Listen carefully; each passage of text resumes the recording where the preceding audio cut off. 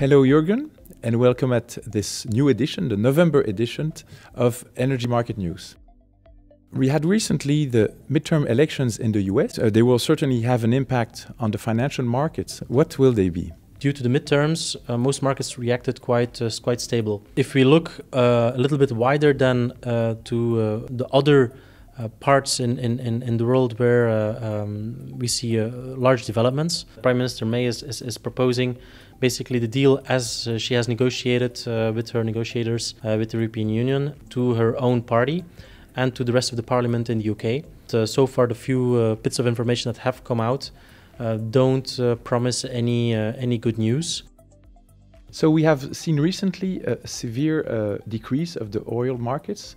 What's happening? We've had a very large increase first, especially with the build-up towards the trade embargo versus Iran. We have seen only a very strong decrease in the oil prices. Of course, as I mentioned in the last edition, we have the IMF report where growth was reviewed as being as going to be lower for future years. On the supply side, also due to the Khashoggi case, where Saudi Arabia probably had to use a little bit less aggressive tone with the US as far as goes their production policies, because of course, in order not to invite too much criticism from the US, what we also see is that on the US production side, they not only went up to 11.6 million barrels a day, which probably puts them now at the #1 producer in the world.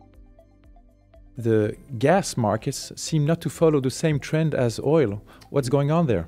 I think a part of it is that there's a bit more risk premium related to the Cal 19 contract. So for TTF, Cal 19, we see a price around 24 euros a megawatt hour or just below that. And the combination of those two, so an expected higher demand, or at least due to weather, a forecast that might point to a higher demand, together with a lower supply, is keeping the risk premium for the moment in the gas prices. But I think with the recent moves in oil of the last 2 days, gas at a certain point will have to correct downwards as well.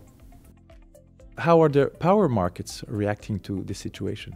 As long as gas prices stay high or even went up a bit from their bottom, power prices will tend to also follow. Also, you have the CO2 price, the emissions price, which went from about at the bottom below 18 euros a ton back to 20 euros a ton. Coal as well has not seen that much of a decrease. We're seeing again the specter of about $90 a ton. So overall, the fuels have specifically for power, have not been very convenient, let's say. So we see a price around 64 euros a megawatt hour.